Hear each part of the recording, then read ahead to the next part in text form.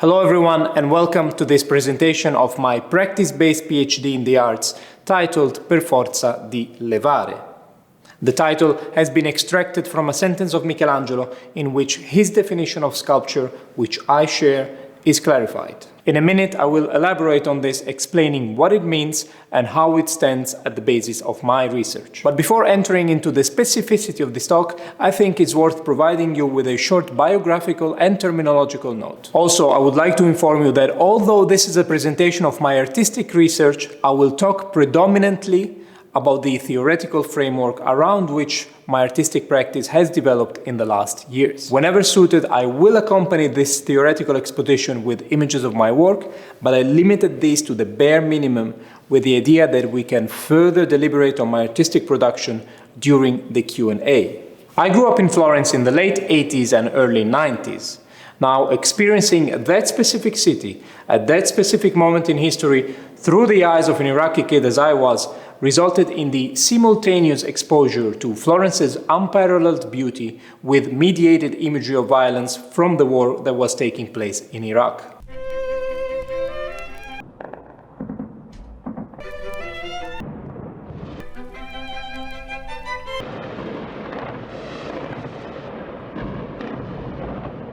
For the whole duration of the Gulf War, I remember waking up every morning to the noise of bombings and alarms that were being broadcasted live on TV.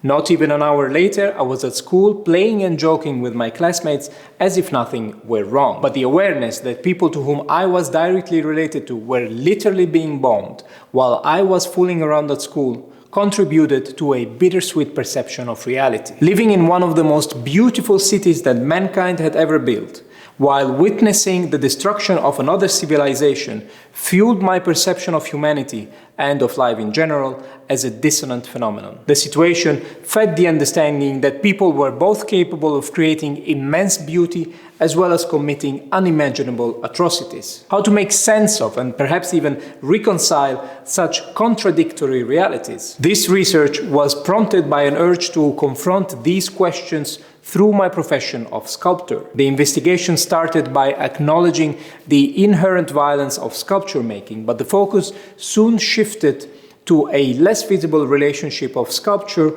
with violence. But before introducing and developing these themes, it is important to clarify the terminology used. During the last century, the term sculpture has been adopted by new artistic practices and has lost some of its original meaning. Currently, the term is used by forms of expression that have little to do with its initial significance. The term sculpture derives from the Latin sculptura, which means to carve. The most authoritative essays and manuals on sculpture, such as those of Leon Battista Alberti, Eduard Lanteri, Malvina Hoffman, and Adolfo Wild, among many others, make a clear distinction between soft materials such as clay and hard ones such as stone, categorizing the use of the first as modeling and the use of the latter as sculpting. In Italian, the word also includes the word colpo, which means impact or blow, so we already sense violence and aggressiveness in the composition of the word. In the context of this research, I adopted the original meaning of the term sculpture to refer exclusively to the discipline of stone carving. Thus, a sculptor is someone who engages in the activity of sculpting, and a sculpture is a statue that has been made through a sculpting process. One of the earliest definitions of sculpture is provided by none other than Michelangelo. He stated that sculpture is, quote, that which is done by means of removal, unquote. The original Italian sentence goes as such: Io intendo per scultura ciò che si fa per forza di levare. I mean by sculpture that which is done by means of removal. Now, this rather ambiguous statement generates two questions. Removal of what? And by which means? He didn't specify. Of course, in the cultural and artistic context from which he was speaking, Michelangelo obviously referred to the removal of stone with the aid of a hammer and a chisel. But a purist reading of the statement reveals that it does not explicitly define what is removed and how the removal is done. I took advantage of this ambiguity to develop a sculptural methodology that explores to which extent one can engage in practices of removal and still make sculpture. A fundamentalist interpretation of Michelangelo's statement would claim that any act which involves the removal of something could be seen as a sculptural act. A series of rhetorical questions arose. Could, for example, the removal of food from a plate by means of eating be then considered a sculptural activity? And could the resulting empty plate be then considered a sculpture as well? How about removing petals from a flower or picking fruit from a tree as Thomas of Aquinas did? Less innocently, could one remove a toy from a child's hand, justifying the action as a sculptural gesture? What would be the sculpture then? Going a step further, is the surgeon who is removing bodily tissue or a limb performing a sculptural act? And what about the torturer who is carrying out the exact same actions but with opposite intentions? On a less spectacular level but arguably more violent, could one justify the removal, or rather the appropriation of land as a sculptural act? What about the removal of civil rights, or even of identity? I imagined that the danger of freely applying such actions would quickly push me into criminal territories. So, in order to carry out experiments safely and to remain within sculptural grounds, some constraints had to be imposed. So I decided to limit the subject of removal, the what, to marble. What would regularly change were the means with which that removal would take place. You see, sculpture making is characterized by a subtractive and destructive process. But this aspect is often neglected or even romanticized, as what happens in the studio or in the artistic realm doesn't directly affect our own reality. It is a safe spectacle of violence. To bring the attention to this harsh reality of sculpture, but also to exorcise the horrors with which we are daily confronted through the media, I borrowed from violent and destructive behaviors that humans inflict onto each other and applied them as experimental methods to remove stone. I shot at marble blocks, put them on fire, tied them to a car and dragged them around, threw them from rooftops, defenestrated them, sandblasted them, poured acid on them, stoned them, and so on and so on. These actions enable me to tackle two important issues. On a sculptural level, remaining faithful to Michelangelo's definition of sculpture, that which is done by means of removal. The experiments allowed me to explore the boundaries of sculpture making, while on a socio-political level, they permitted me to address issues that affect contemporary society. Beside these actions, aimed at showing the intrinsic, physical, subjective violence of sculpture making, I developed another series intended to reveal a less visible relationship of sculpture with policies of systemic violence.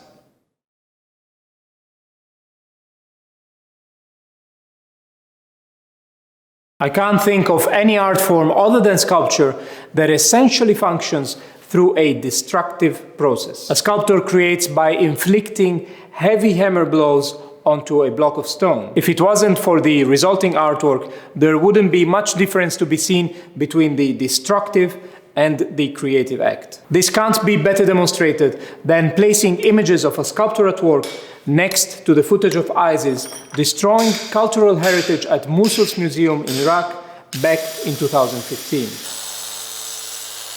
We both use the same tools, only our motives are different. They use them to destroy, whereas I use them to create. Making a sculpture involves so much destructive power that I would dare to go as far as to associate a traditional sculpting session to a sacrificial slaughtering. Later, I will describe how this relationship fits with violence also on a conceptual level. But first, I would like to elaborate on the visible physical violence of the sculptural act. As you can see here, on top of this carving table lies a marble block. Now, this whole situation can be compared to the scapegoat that is about to be sacrificed onto the altar. And the sculptor takes the role of the priest that is about to carry out the sacrificial act. And to complete the analogy, upon entering the studio, I take off my worldly clothes and put on this working overall. My sacrificial robe, if you want. The violent and aggressive nature of stone carving can be further evidenced by the tools needed to carry out the carving action. A quick glimpse of these instruments makes this point clear. They resemble more butchering tools than tools linked with creativity. Considering this association of the stone carving process with the sacrificial rite, paired with René Girard's theory on the connections between sacrifice and violence, it becomes clear that stone carving is related to violence on many levels. So far, I've discussed the physical aspect of this relationship. But now I want to take a step further and establish that stone carving does not only resemble the slaughtering of a sacrificial victim, but that a more profound sacrifice is taking place. And that is the sacrifice of the image. Michelangelo once said that every block of stone contains one sculpture inside it, and it is the task of the sculptor to discover it. While this is true, it is also true that there is not only one statue inside a block of stone, but an infinite number of statues. And the extraction of one specific image from the infinite possibilities contained within the block is in itself a process of selective violence. One image imposes itself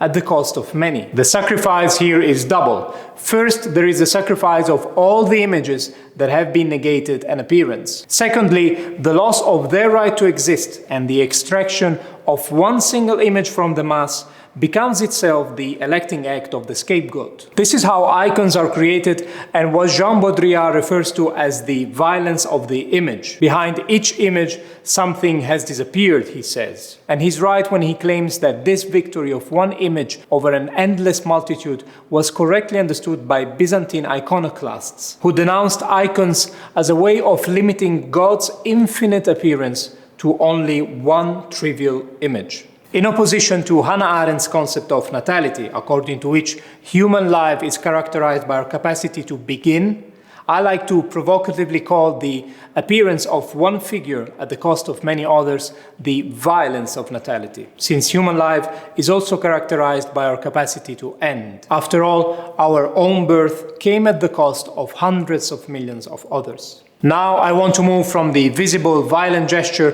which Jaber calls subjective violence, to have a closer look at the hidden violence of sculptures, or better, the instrumentalization of sculptures to enforce less visible policies of structural violence, what Jaber calls objective violence. So let's have a look at the politics of sculpture.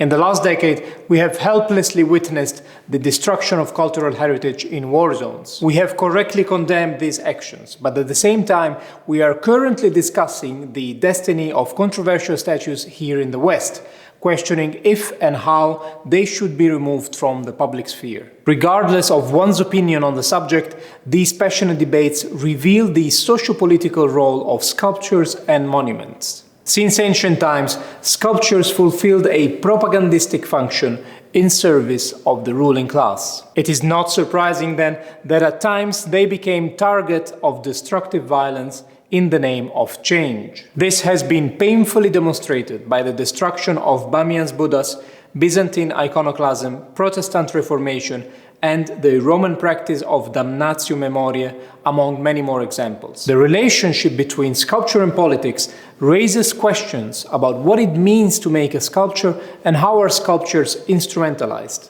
I question what is our role as sculptors, as makers of monuments, in the political agenda that public monuments sustain. In our contemporary aesthetic appreciation of sculptures, we tend to forget that their original function was to promote and represent the supremacy of families, guilds, kings, emperors, and popes. Let's now move to a seemingly innocent practice which I believe perfectly demonstrates how sculptures are instrumentalized to allow the ruling authority to thrive through the implementation of oppressive methods of systemic violence.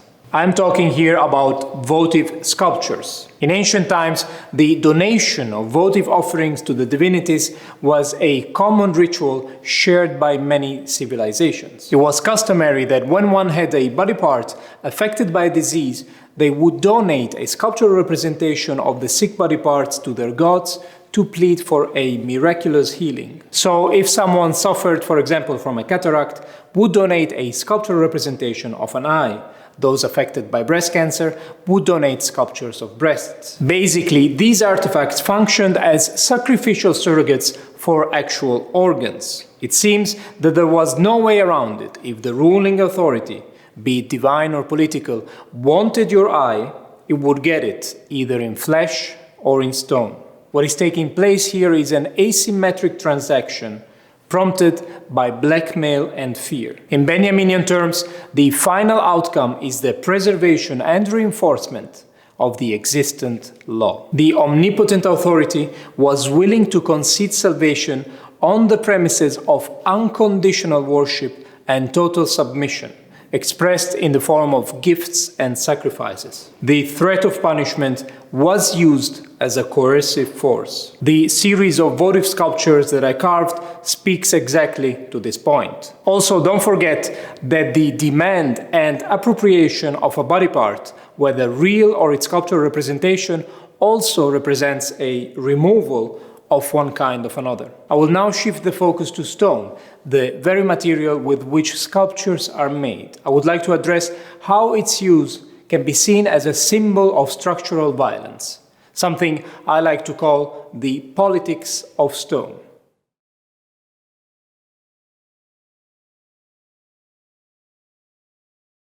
Let's start by looking at stone inscriptions. Structural, systemic, authoritarian violence is directly linked with the creation and management of order, which is secured through a series of laws that are enforced through policing. Once authorities establish their power, their main efforts are directed towards the preservation of that power and of their laws. Basically, the new status quo. And since it is in their interest to safeguard and prolong that power for as long as possible, it makes sense that, in line with the perceived eternal lifespan of stone, they would write their laws on it. Famous examples of this practice include the Ten Commandments, the Code of Hammurabi, the Rosetta Stone, cylinder seals, the Gordon Code, Buddhist sutra seals, and of course, Roman imperial inscriptions. These examples and many more are all inscribed in stone. Stone thus becomes an active carrier, literally providing the background onto which the ruling authority communicates to its citizens. Paul Virilius claimed that authority is governed through the administration of fear is perfectly illustrated by the second psalm, which is believed to have been written by King David. Servite Domino in timore et exultate cum tremore. Serve the Lord with fear and rejoice with trembling. The sentence is telling of the behavior that gods, but really any authority, demand from their subject, to serve and glorify them with fear. I have addressed this by carving the verse onto a marble slab. I omitted, or if you prefer, removed the word God so that the sentence can refer to the expectations of any authority. In the section about the violence of the sculptural act, I already talked about the association of stone carving to the sacrificial slaughtering. But in the sacrificial rite, there is yet another clue that presents stone as a supporting agent that enables practices of violence. According to René Girard, the original sacrificial ritual, which today has been channeled into different expressions, is the normative means through which a crisis is resolved. Traditionally, this sacrifice was carried out on a stone altar. During and after the slaughtering, the scapegoat's blood would slowly seep into the porous stone, leaving behind an indelible patina that testified to the violence of the sacrificial act. And here in my studio, I have set up my own altar. Drawing from the expression, if all you have is a hammer, everything looks like a nail, I regularly took daily objects, and with the hammers that I have, I sacrifice them hereon.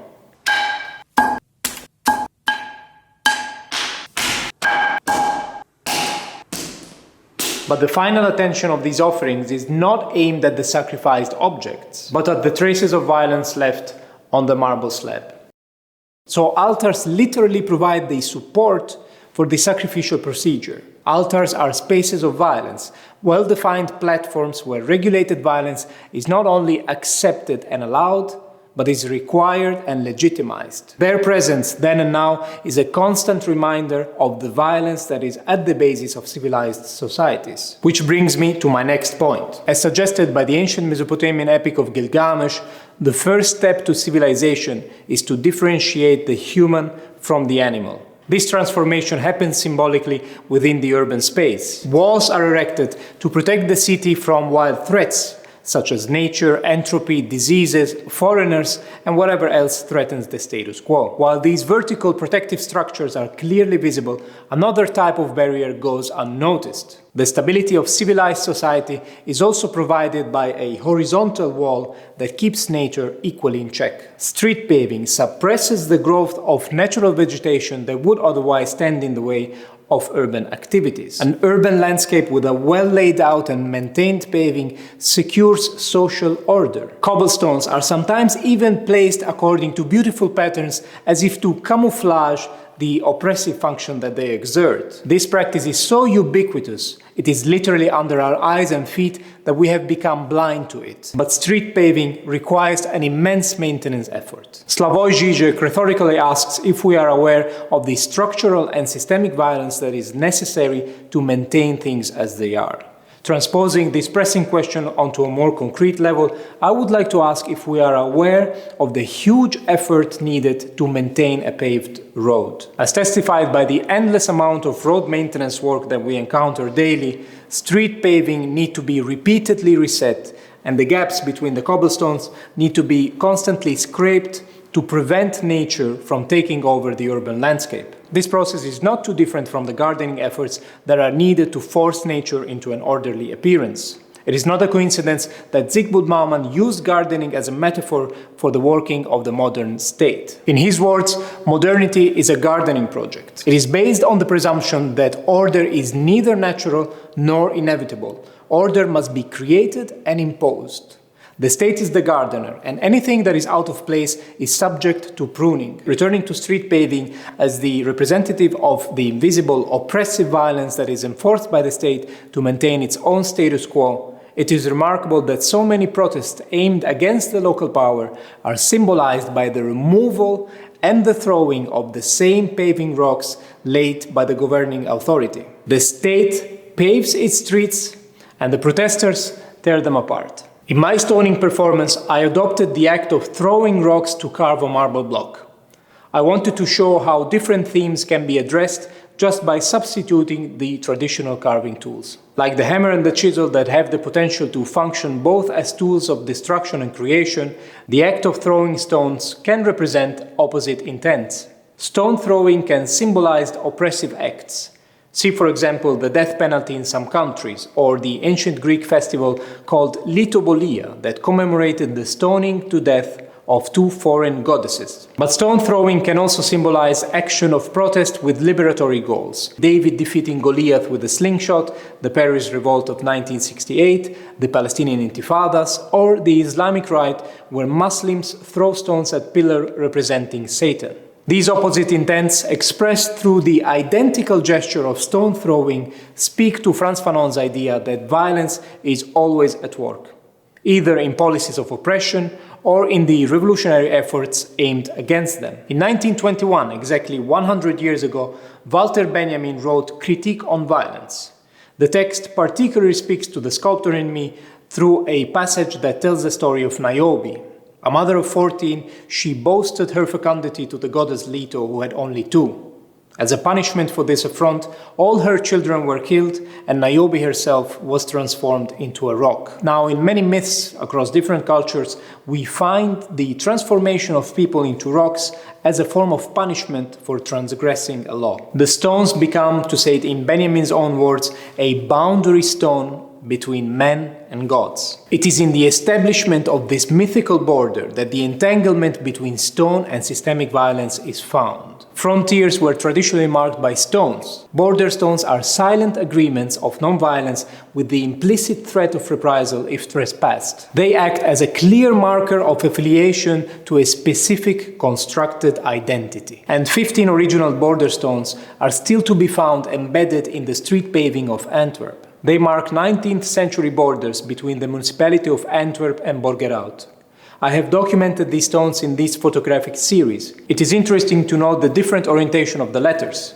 It could be interpreted as revealing the sentiments between the factions. But although stone is often employed as a dividing agent, I want to claim that it has also a latent potentiality to unite. To demonstrate this, I would like to list some rituals that are found across different cultures and religions that all center around the worship of stone. In the old city of Jerusalem, for example, within only 1 square kilometer, we find the Western Wall, the foundation stone, and the anointing stone. All stones are worshipped by respectively Jews, Muslims, and Christians. What is also peculiar is that these stones, which are worshipped by 3 different religions and which arguably are causing so much conflict, are geologically speaking the same stone. The sculpture that I have created during my residence in Palestine aimed at condensing all these 3 religions and cultures in one stone. The work invited people to interact with it as they wished. They could write on it, touch it, pray in it, anoint it, or whatever one felt doing. But let's move on. In Mecca, a black stone is embedded into one of the 4 corners of the Kaaba, and it is worshipped by kissing and touching. The practice of Hinduism includes the worship of lingam, a watery stone that is worshipped through offerings of milk, water, flowers, fruits. Genesis tells the story of the anointing of a stone pillar by Jacob. In Scotland, we find the stone of Scone, which legend relates it to the scone of Jacob. In Cuban Santeria, the most sacred objects are stones called otanes. They undergo a baptism rite where they are washed with water and herbs and fed with animal blood. In antiquity, there was a similar practice that involved the worship of stones called baitilus. In ancient Greece, we find the omphalos. It was preserved in Delphi and it was anointed with oil every day. Other sacred stones that are worshipped in a similar way are found in other cultures such as ancient Rome, the Huasi stones of the Hittites, or the Mani stones of Buddhism. In this performance, I condensed all above mentioned practices with the intent to point to the common human interaction with stone that transcends religions and cultures and points to stone and its potentiality to function as a unifying agent. If we take all above mentioned examples and strip away the variables, we are left with one constant: the worship of stone. The difficult question of statues and stones having a dividing nature because of their addressing to one specific identity over others can be easily transcended if the attention is directed on the constant rather than the variable, on the similarities rather than the differences. A stone is just a stone, but like the hammer and the chisel that can be both used for opposite ends, or like the ambivalent function of a pharmacon, which means both poison and antidote, virus and vaccine. The recognition of stone as a recipient of universal care presents its potentiality for becoming an agent of reconciliation, a meeting point of unity instead of division. And it is up to us to adopt it for constructive rather than for destructive ends.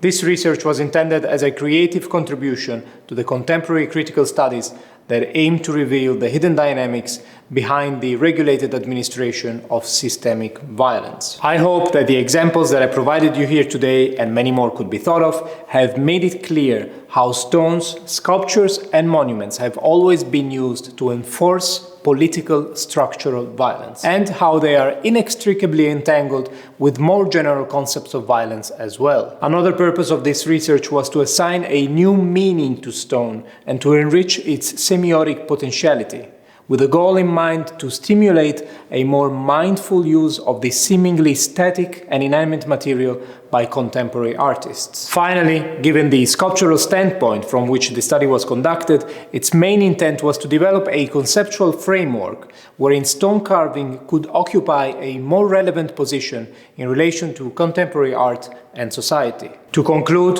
it is my primary hope that after having listened to this presentation, you will walk through your city with a renewed perspective and look differently at the sculptures and stones that you encounter in your path. Thank you for listening.